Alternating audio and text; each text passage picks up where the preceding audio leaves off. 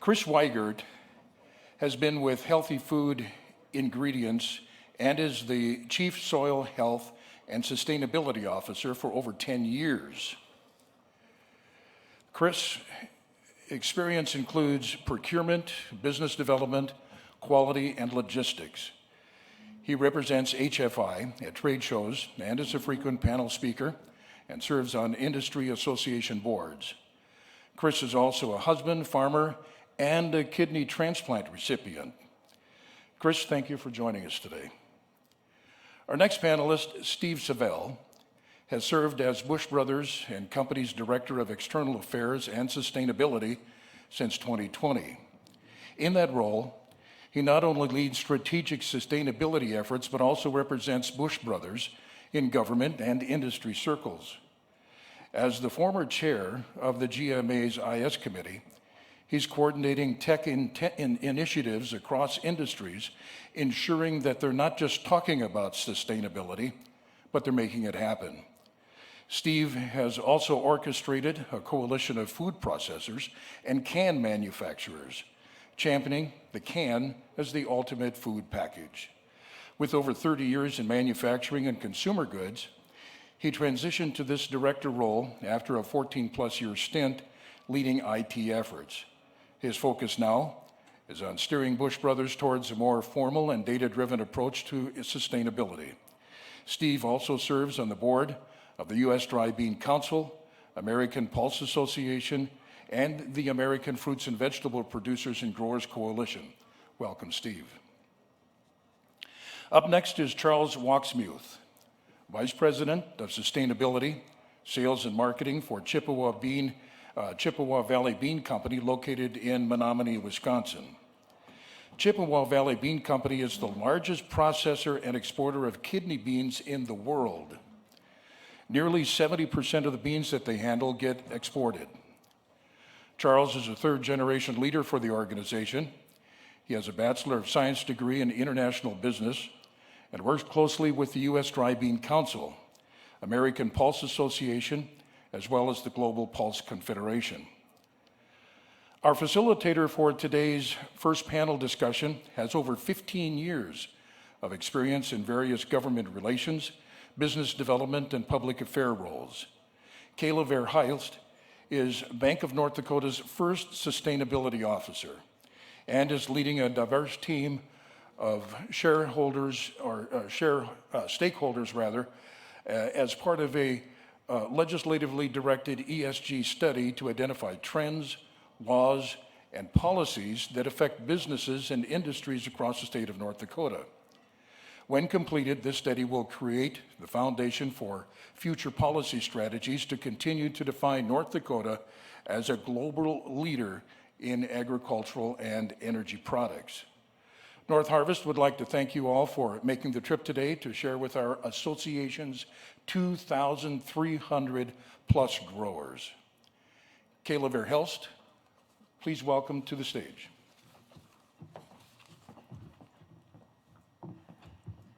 Good morning, everyone.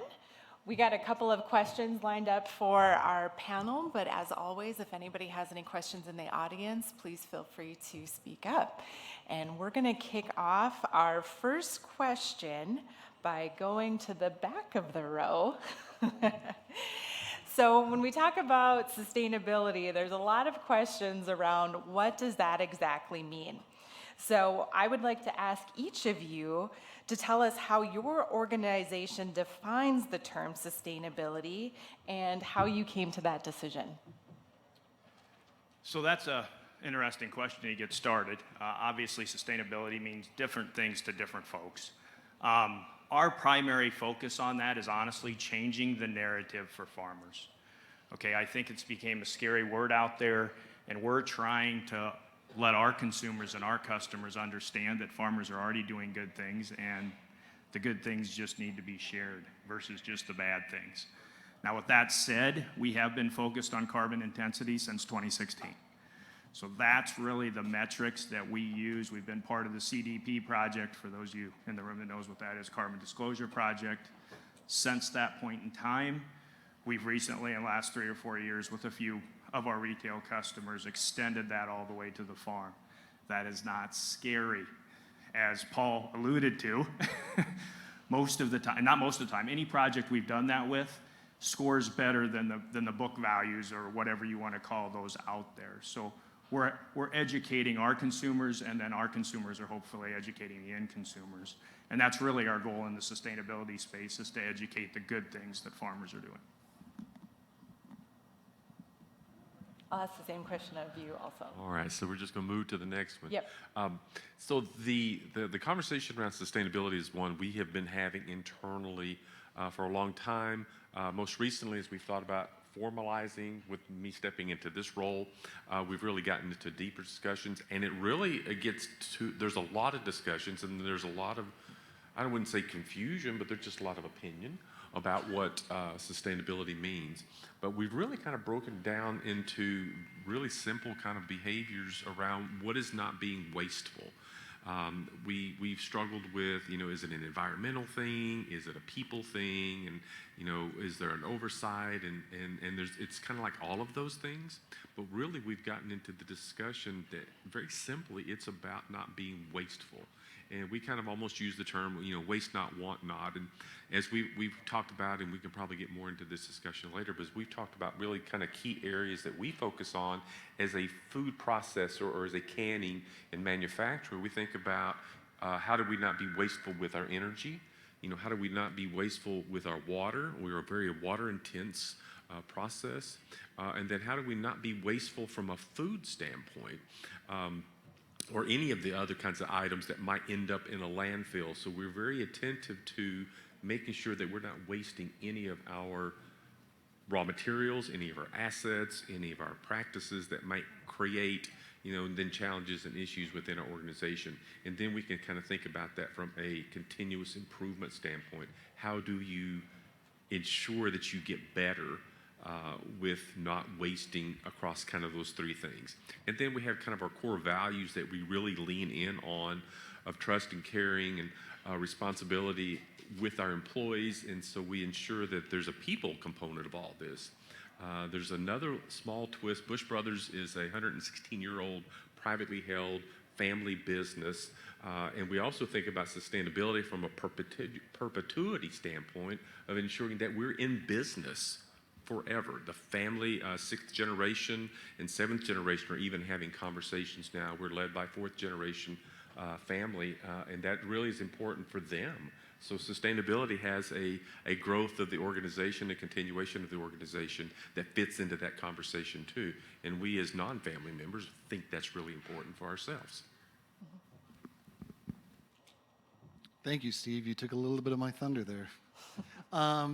As we look at it from Chippewa Valley Bean, much of what's been said here, which was much been said in the speech before, it comes down to continued measurement, continued measurable improvement. It's not just enough to say that our growers have more cover crops. Well, we need to know how many more cover crops. It's not just enough to say we have a new electric lift truck in the warehouse. It's like, well, what is the actual energy savings on that? And it's a holistic thing. And unfortunately, I don't think that we, as our organization yet, have found our footpath. And that's one thing I'd love to start working on as we move forward. But how can we keep doing what we're doing 50, 60, 100 years in the future and do it better and measurably get to that area? I know one example that's been given to me in very, very simplified terms is when you measure sustainability, it's almost like how much do you weigh? So everybody has a New Year's goal to lose weight, and they're going to eat healthier, they're going to work out, they're going to drink more water. But until you step on that scale, you don't know what you're starting with. And I know that's kind of an odd analogy, but it really goes to those matrices. Like you have to get that first data point to know what your action plan is moving forward. So when we talk about matrix and action plans, there's a lot of top-down along the supply chain from large corporations such as Walmart and Kroger's, name those global organizations that have sustainability goals. Can you provide any insight on any conversations that you've had with these large corporations, what they're looking for? Because we're going to try to make that connection between what those large corporations are asking, and then how those questions are getting imposed to you, and then how you are having those conversations at the farm level. If you, go ahead. That's scary because we're big in kidney beans, but in the grand scheme of the world, we're a pretty small fish when it looks at it. And when a company like Aldi or Walmart says, we want this of every one of our suppliers, you have to figure out how to do it. And luckily at this stage, it's been mostly these companies asking this of us as a processor. And I'm looking forward to a space where we're going to have to go to our trusted growers and our long-term partners and say, we need your help on this. We need to start looking at this data point and collecting the data, and how do we improve on it, and how do we move forward that way. Every one of us here has worked to be a steward of our land or a steward of our family company or whatnot, and we're doing a good job of it. But now we're asked to prove it, for lack of a better word. It's not just a matter of saying we have a story to tell. It's, all right, show me your notes as well. Back to that math example of you have the correct number, but show me your work on how you got there. And that's something that we're very much going to see. I believe that we will be required to do a full 3-scope carbon audit within the next 3 years. And things like that come at a pretty good cost. And it's happening. It's nothing that we can stop. The train is in motion. Steve, how about you guys? This has been a really lot of fun discussions within our business, because this feels really awkward when we have someone like Walmart and Kroger and Publix and, name your major national and regional retailers. They're beginning to pose questions. There are survey questions that exist, and they'll ask us to complete fill out these forms. But what feels really odd is we've had a long-term set of kind of practices inside of our company. Is we talk about our product, we talk about the product that we put on the shelf, and so we advertise. I mean, many of you are familiar with our campaigns around Jay and Duke, and so that's very comfortable for us to talk about our brands and our products and what we put on the grocery store shelves. But we're being asked questions about how do we operate internally, and then we're being asked about questions about how does our supply stream operate. Well, these feel really bizarre to us because we're not used to talking about ourselves as a company. We're used to talking about ourselves as a brand. And so it puts us in somewhat of an odd position where we have, again, a Walmart and a Kroger and Aldi and just name all these guys. They're coming to you and they're wanting to know about what's happening inside of your facilities from an operational standpoint. They're asking you about your greenhouse gas emissions. They'll ask questions of us about our supply chain from a water and soil usage and labor practices. And all of a sudden, these feel very intrusive at some level. At least the first time around, and then you begin to explore more with them, and then you talk to other at least for us, you talk to other major food companies, and you begin to understand, well, why is this so important, and what is it that we need to understand within ourselves, and what is it that we need to learn how to share. Oftentimes, we just operate with kind of a mentality that it's good business practices to be better at whatever it is that you're wanting to do. If it's wanting to be more efficient in your practices, so we get better yield of the beans that you guys grow and bring to our facilities, we want to make sure that we get as many of those into a can onto a grocery store shelf. So we work really hard to make sure that all of those beans get into a can so that they reach the marketplace. We look at ensuring that we've got good labor practices so that our employees are safe, that they're able to be very secure in the work that they're doing. So they're things that we do just as a normal course of business, but we don't always talk about them with the outside world because we figure that's just kind of what we do. And as a privately held company, we don't have to also communicate these things out in annual reports like public companies might have. So it creates some confusion. However, the more that we get into these discussions, we begin to understand that if we think there are ways to improve, again, back on waste, if you think there's ways to improve energy or water usage or the food waste, Then you can start thinking about those from an environment standpoint, from a climate standpoint, and then you do begin to understand that there are impacts that we have inside of our four walls. So there are things that we can do, but there are many things that happen, and y'all will hear the term Scope 3, but it really kind of gets into, it's all the things that happen before us, before the beans that show up at our dock. Everything that happens to that bean from the time it's a seed to the time that we get a hold of it, that's also impactful. So we have to then turn around and ask questions of you guys to understand, well, what's happening at the field, what's happening as the processors are moving the product around.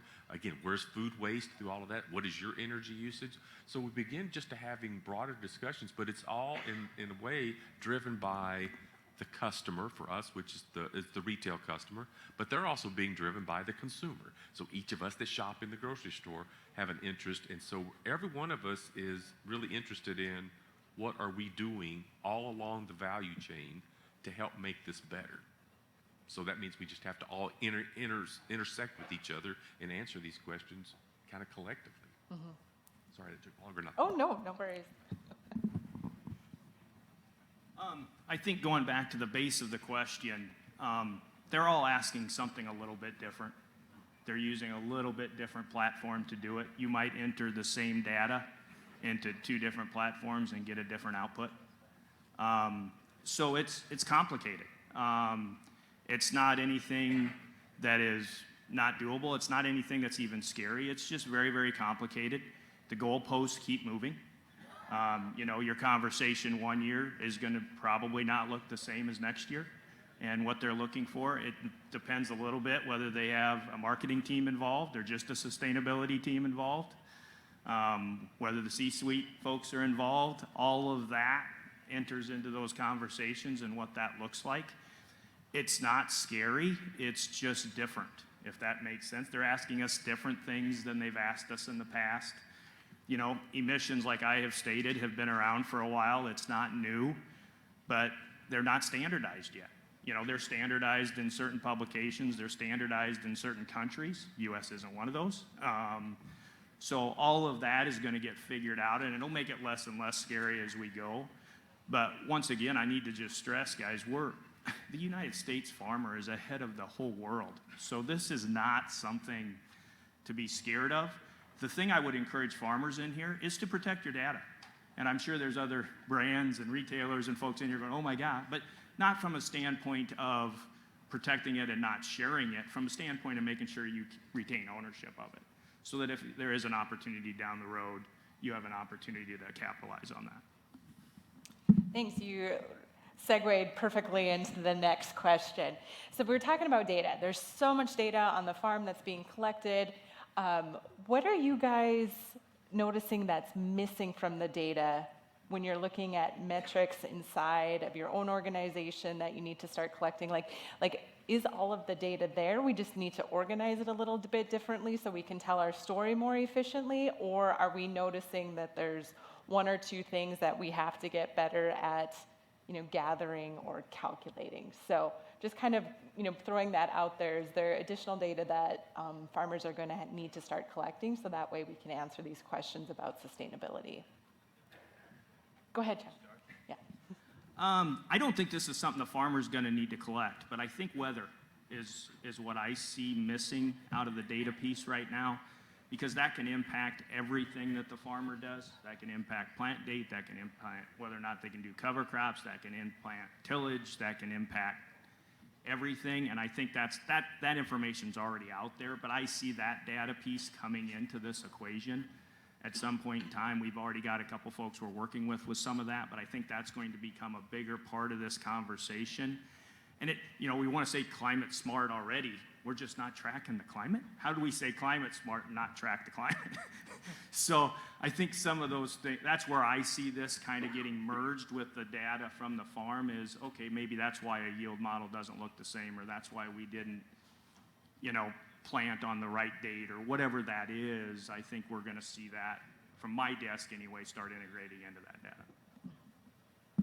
Go ahead. I'll kind of jump in this from two angles. As Paul shared with us this morning from ADM, we are also working with ADM on this field to market project that we have in place. So we're really excited about being able to understand better at a field level what happens with beans and pulses and those things that take place there. However, the measurements that they've identified that are critical, those 8 different measurements, we can't really ask those questions yet because there aren't really standardized practices in place and measurements to be able to track. So we're getting to that. But what I will do is kind of bring it back internally to Bush Brothers. As we got into these discussions, and it's overused, but you get into you can't manage what you don't measure. And that's what we quickly learned. We just completed or we're actually starting our 3rd year of measuring our greenhouse gas inventory, which will also allow us to look at our landfill waste and our water usage. And what we quickly realized when we get into the measurement, and so I'm assuming this will also happen in any operation at the farm or all the way up through the chain, is that until you've been asked to measure something, you don't have data around that. Or if you do have data, you may not have it validated or verified. We found an example of when we got into water conversations of how much water we use. So we have a meter at the entrance of the building, and so we know how much we're bringing in from the local water systems or from our wells, and then we have a meter at the end of the process that shows how much that we've either put into the product or how much then gets redistributed and sent back into the system. But we don't have a whole lot of measurements in between those two things. And you can think about any business operations. We're not measuring at the right levels oftentimes. So we got a couple of big numbers. We don't know how to correct it internally. So we're learning that we need to have different kind of metering systems, both in our water, with our electrical usage. I don't know that we're necessarily tracking all of the equipment that's inside the facility and how much energy that's being used. They're just things that we've never thought that we needed to track, because you look at kind of high-level overview numbers, and those have been helpful, and those have been useful for us to track and understand what our practices are. But if we're actually trying to lower our energy usage, we have to understand where our energy is being used, and so therefore we have to put our engineering teams and our management teams in place so that we can start tracking those numbers, and then you can put practices in place to actually improve upon those. So it's a little bit of this that until you started looking at it, you thought you're doing just fine, you're being good stewards of your assets. But there are different questions and different measurements that you now have to get into that you didn't know that you needed to get into. So it's a little bit of this learning as you go. Mm-hmm. Do you have anything more to add? I'm just going to say, quite honestly, that we're so new to this. This is such a new part of the business that we don't know exactly what we need. I just learned something from what Steve just said. It's like, oh crap, now we should try and figure out how much power all these pieces of equipment use to look at our whole thing. And so every time you get around other people in this space, or every time you hear an expert in the space, it's like, oh man, now I got to do this. So hopefully I learn as much as everybody else in the room on this for when I go back. Yeah, I think it's important to understand all of the requests for data and how it impacts every aspect of your business to understand the full scope of all along supply chain. So I'm going to pause for a second and see if there are any questions from the audience that you guys would like to ask our panelists. You can just speak up and I can repeat the question.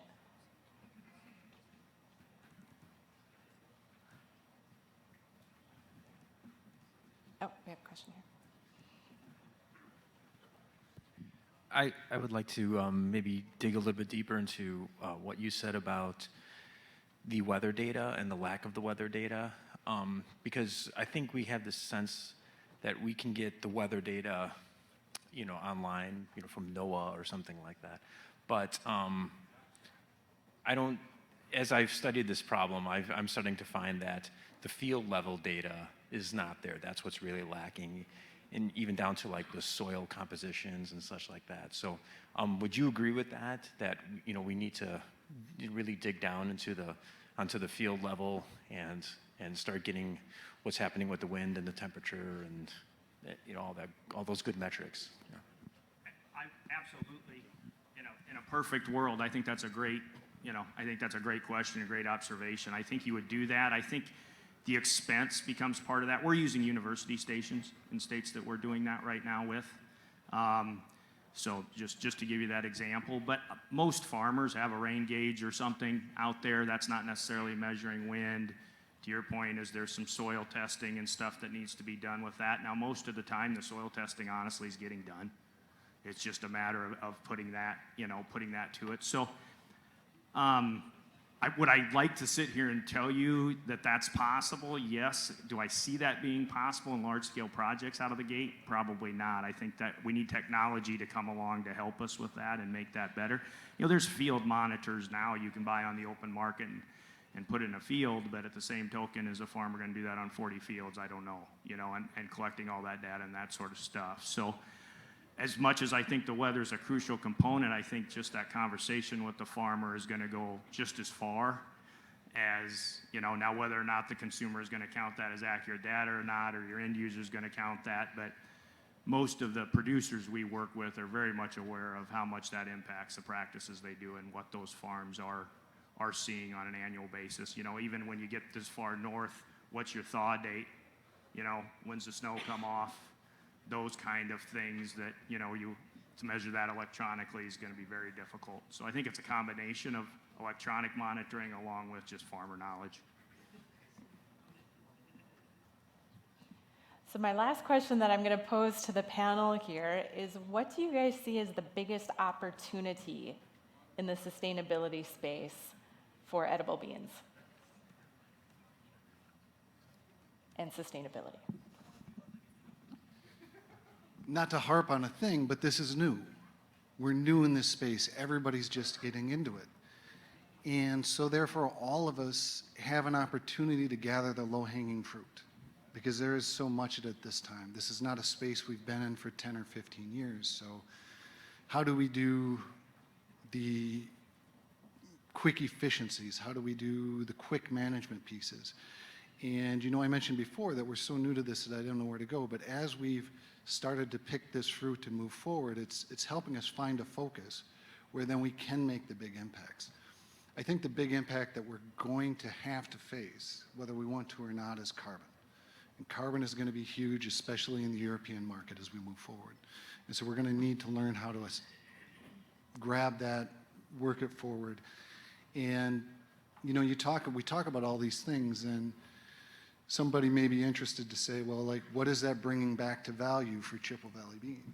And unfortunately, very few people are willing to pay for these extra steps and this extra work and these extra projects. What it does is it makes you the supplier of first choice, and that's what we need to be going for. If they say, we need kidney beans, well, CVB's got sustainability, so we're going to at least ask them first, and that's how we'll move forward. I think I would look at it from an opportunity standpoint is really continue to have these kinds of conversations. So as I think about these kinds of gatherings, and Charles, you just mentioned it, there's something that you learn every time, even if it's just from the guy sitting right next to you. And we have lots of conversations. So we're having these discussions internally. We're making sure that we're talking about these ourselves. 2024 for us is a really big focus. We don't have goals and deliverables that say we're going to be, carbon neutral, or, we're going to be reduction by 2030. We're not likely to go down that path. We're going to make this a steady improvement, but we need to understand what it is that we're doing. So I would say our opportunity is to continue to grow and to learn. We now recognize this has a level of importance. And so as we think about it from a business operations standpoint, we are incorporating these into our strategic plans. We're thinking about these as business operations. So all of the business groups that we have inside of our business are thinking about what does this mean to them and how they support the overall structure of Bush Brothers. So the opportunities are around learning, educating, and getting smarter. And then as you do that, you will start seeing kind of the practical objective opportunities to put new practices and metrics into place. So it's the continued learning is the opportunity. And I do think that there is a place where is a favored supplier to a retailer and to a consumer is just as important it is for you guys as it is to us. Yeah, and I would add to that. I think edibles are in a very unique space in this space, and I would say that for two things. They're a very efficient crop from a carbon standpoint. So they're sitting there, and they are almost all consumed by humans versus other crops. So I think if you just kind of think through that a little bit, I think there's opportunities there just on the crop alone, and the fact that most of these get ate by us, get ate by human consumption. So those are two big pieces, and that human consumption piece I think is important because we have finally started seeing resources come into this space. And I think they're going to come faster into the human consumption space. I think we're going to see that happen, that those resources are going to come quicker into those brands and retailers that are focused in human food. And I think we're kind of on that breaking point where we're starting to see that happen, and I think we'll continue to see that happen.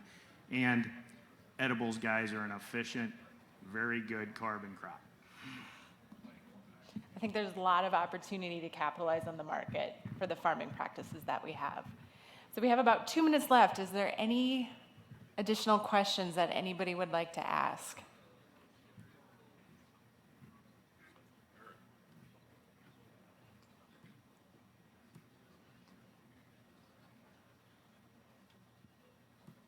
Yes, Eric Samuelson. I farm in the Crookston, Minnesota area. I also sit on the board of directors of Northarvest. It's more of a comment than a question. Again, thank you for the panel on sustainability. We at Northarvest have had discussions in the boardroom around sustainability here for a while now, and we're just kind of putting our thoughts at the farm level. So we're trying to find what would benefit our Northarvest growers and producers around sustainability, making our niche. And Mitch Coulter and his team have worked with it fairly extensively and put some things together for us that shows the benefits of growing edible beans and what that means to that next level of sustainability. So again, thank you for your time, and like I said, knowing that we're all kind of in this together, and it starts probably at the farmer level to get your guys' product farther along and up in the chain. So thank you. Yeah, I think every year as we have these conversations, there's going to be additional lessons learned. And that's going to accelerate, the progress that everybody makes and collecting the data and telling our story a little bit better. Very powerful. Any last questions? All right, well, that's the end of our time. Thank you very much to our panelists for joining us today.